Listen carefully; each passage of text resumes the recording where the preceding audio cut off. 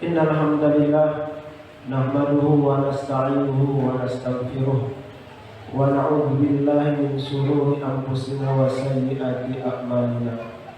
Man yahdihillahu fala mudilla lahu wa man yudlil fala hadiya lahu. Asyhadu an la ilaha illallah wahdahu la syarika lahu wa asyhadu anna Muhammadan 'abduhu wa rasuluh la nabiyya ba'dahu. Allahumma salli wa sallim wa barik ala sayyidina Muhammad wa ala alihi wa ashabihi wa man tabi'ahum bi ihsan ila yaumiddin. Fa ya ayuhan nasul hadirun, usikum wa nafsi bittaqallah faqad fazal muttaqun. Qala Allah ta'ala fi kitabihil karim, a'udzu billahi minasy syaithanir rajim, bismillahirrahmanirrahim. Ya ayyuhalladzina amanu taqullaha haqqa tuqatih wa la tamutunna illa wa antum muslimun. Shadaqallahul azim. Hadirin jamaah salat Jumat yang dimuliakan Allah. Di hari Jumat yang penuh berkah ini, mari senantiasa kita tingkatkan rasa ketakwaan kita kepada Allah. Karena dengan bekal takwa inilah nantinya kita akan selamat menghadap Allah Subhanahu wa ta'ala. Allah seru kepada kita semua, wa tazawwadu fa inna khairaz zadit taqwa. Berbekallah kalian, karena sebaik-baik bekal yang akan kita bawa nanti menghadap Allah adalah bekal ketakwaan.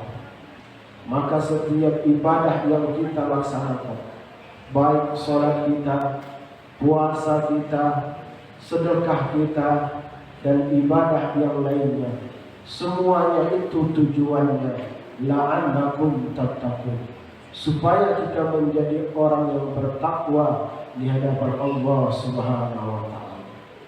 Jamaah salat Jumat yang dimuliakan Allah Subhanahu wa ta'ala, ada kelebihan yang diberikan Allah kepada para nabi dan para rasul. Seperti Nabi Musa, dia diberikan mukjizat, tongkatnya bisa berubah menjadi ular. Seperti Nabi Ibrahim, dia bisa tidak terbakar sedikit pun oleh kobaran api yang begitu besar. Begitu juga dengan nabi-nabi. Dan Rasulullah SAW mempunyai banyak mukjizat. Tetapi mukjizat yang paling besar yang diberikan kepada Rasulullah SAW yaitu mukjizat Al-Quranul Karim. Padahal sebelumnya banyak mukjizat yang diberikan kepada Rasulullah. Seperti Rasul bisa membelah bulan. Dan ini pernah dilihat oleh para ilmuwan astronom bahwa bulan itu mempunyai garis. Tetapi yang ditonjolkan mukjizat yang paling besar oleh Rasulullah yaitu kitab suci Al-Quran. Kenapa harus itu? Karena di waktu Rasulullah bersama para sahabat, kemudian di situ juga orang-orang kafir Quraisy, pada hari Jumat itu ada namanya Suq Ukas, pasar Ukas, di mana orang-orang berkumpul semuanya mempertunjukkan kebolehannya masing-masing. Yang mempunyai kuda, maka dia memperlihatkan kudanya yang terhebat. Yang mempunyai kurma, maka dia memperlihatkan bagaimana banyaknya hartanya. Yang mempunyai kekuatan bulan dan lain sebagainya, maka disitulah diadu. Dan disitu juga kebiasaan orang Arab, mereka sangat mahir, sangat pandai dalam bersair. Maka disitulah dikumpulkan orang yang pandai-pandai bersair. Maka ketika waktu itu Rasulullah beliau membacakan Al-Quran, maka pada waktu itu orang-orang kafir Quraisy mereka mengatakan bahwa yang dibaca oleh Rasulullah itu adalah perkataan yang luar biasa, baik dari secara fasohahnya, baik secara gramernya dan lain sebagainya. Maka tidak ada yang bisa menandingi apa yang Rasul bacakan tersebut, yaitu kitab suci Al-Quran. Maka itulah yang membuat Rasulullah itu menjadi orang yang mulia, karena beliau itu membawa yang namanya kitab suci Al-Quran. Semua yang berkaitan dengan Al-Quran, yang membawa Al-Quran itu kepada Rasulullah, yaitu malaikat Jibril, maka malaikat Jibril menjadi malaikat yang paling dimuliakan. Rasul malaikat, kepalanya para malaikat. Begitu juga kota yang diturunkan Al-Quran, yaitu kota Mekah. Maka kota Makkah adalah kota yang paling dimuliakan oleh Allah. Begitu juga yang namanya Al-Quran turun di tanggal 17 Ramadan, maka bulan Ramadan dimuliakan oleh Allah Subhanahu wa Ta'ala. Maka semua yang berkaitan dengan Al-Quran akan dimuliakan oleh Allah Subhanahu wa Ta'ala. Sebaliknya, orang yang menjelek-jelekkan Al-Quran, maka dia akan dihinakan oleh Allah. Seperti Musailamah Al-Kadzdzab, dia mencoba membuat satu surah semisal Al-Quran, tetapi dia tak mampu membuatnya. Maka dia dihinakan oleh Allah Subhanahu wa Ta'ala, mati dengan cara yang tak baik. Jadi jamaah salat Jumat yang dimuliakan Allah Subhanahu wa Ta'ala, dengan Al-Quran kita bisa tahu mana yang baik dan mana yang buruk. Dengan Al-Quran kita bisa tahu sirah, cerita para nabi dan para rasul kita. Dengan Al-Quran kita juga bisa tahu bahwa ada kehidupan setelah kita dimatikan nanti di dunia ini. Maka mari sama-sama kita yang namanya selalu mengagungkan kitab suci Al-Quran, selalu menjaganya, karena Allah sudah katakan, Inna nahnu nazzalna dzikra wa inna lahu lahafizun. Kami yang telah menurunkan Al-Quran dan kami akan selalu menjaganya. Jadi keaslian Al-Quran ini tetap akan dijaga oleh Allah Subhanahu wa Ta'ala, tidak seperti kitab lainnya yang sudah banyak pembaharuannya. Maka ada beberapa kewajiban kita terhadap Al-Quran. Yang pertama, kita disuruh untuk selalu membacanya. Karena interaksi kita kepada Allah Subhanahu wa Ta'ala yang pertama kali bisa kita lakukan melalui qiraatul Quran, membaca Al-Quran. Karena ketika kita membaca Al-Quran, sama artinya kita sedang berdialog dengan Allah Subhanahu wa Ta'ala. Maka bacalah dengan cara yang baik, dengan cara yang penuh adab. Jangan tergesa-gesa kita membacanya. Dan kalau bisa kita mengambil air wudhu dulu supaya kita bersih, suci ketika kita membaca kitab suci Al-Quran. Karena membaca Al-Quran ini bentuknya adalah ibadah. Berbeda kita membaca Quran yang hanya kita dapatkan ilmu pengetahuan saja. Tetapi ketika kita membaca Al-Quran, bukan hanya ilmu saja, tetapi pahala yang berlimpah dari Allah Subhanahu wa Ta'ala. Bahkan dikatakan orang yang tak lancar yang membaca Al-Quran, dia terbata-bata.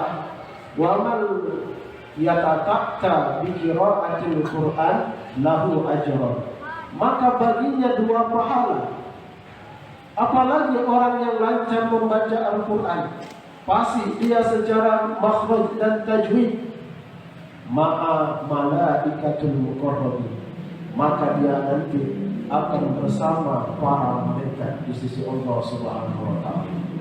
Jadi sangat banyak baik dari hadis, dari Al-Quran yang menganjurkan kita untuk selalu membaca Al-Quran.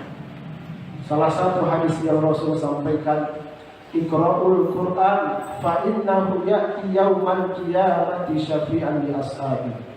Bacalah Al-Quran, karena Al-Quran yang kita baca di atas dunia ini di setiap hari kita, maka nanti akan menjadi sahabat sekaligus yang akan memberikan syafaat kepada orang-orang yang membacanya di atas dunia ini. Dan kita belum ada kepastian siapa yang akan menolong kita nanti, ibadah apa yang akan memberikan kita nanti lolos untuk masuk ke dalam surga. Tetapi percaya dan yakinlah, ketika kita selalu membaca Al-Quran, maka dia akan selalu mendapatkan keuntungan dari Allah Subhanahu wa Ta'ala. Di dalam surah Fatir Allah sebutkan, innal ladzina yatluna kitaballah, orang-orang yang membaca kitab Allah yaitu Al-Quran, ketika kita istiqomahkan di dalam setiap hari kita, yarjuna tijaratan lan tabur, maka kalian itu, kata Allah, akan mendapatkan amalan yang tak akan pernah ada ruginya. Jadi sesibuk apapun kita dalam kehidupan kita, maka sempatkanlah waktu kita, baik setiap habis sholat, baik setiap sebelum tidur dan lain sebagainya, sempatkanlah untuk membaca daripada ayat-ayat suci Al-Quran.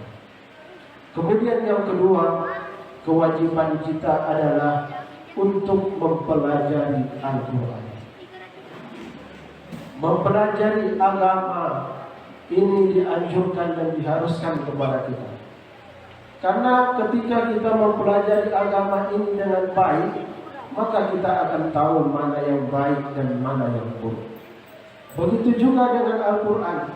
Kalau kita sering mempelajari Al-Quran, maka tentunya apa yang ada di dalam Al-Quran itu akan bisa kita praktekkan di dalam kehidupan kita sehari-hari. Jangan sampai kita tak mau mempelajari Al-Quran. Allah Subhanahu wa Ta'ala memperingatkan, afala yatadabbaruna Al-Quran am ala qulubin aqfaluha. Ada orang-orang itu tak mau dia mempelajari Al-Quran, tak mau dia mentadabburi Al-Quran. Apakah hati mereka itu telah dikunci oleh Allah Subhanahu wa Ta'ala? Kalau hati kita telah Allah kunci, maka seakan-akan mata pun ikut menjadi buta, telinga pun akan ikut menjadi tersumbat, maka akan susah kita berdiri di atas jalan kebenaran. Maka jangan sampai kita ini tak mau mendengarkan yang namanya pelajaran daripada Al-Quran. Maka sebaik-baik orang bukanlah orang yang lebih banyak hartanya, bukanlah daripada orang yang lebih tinggi pangkatnya. Maka kata Rasulullah, man ta'allama Al-Quran wa 'allama. Siapa yang mempelajari Al-Quran dan dia pun mau belajar Al-Quran, maka mereka itu adalah orang yang sangat mulia di hadapan Allah Subhanahu wa Ta'ala. Kemudian yang ketiga, kita ini juga disuruh untuk mengajarkannya.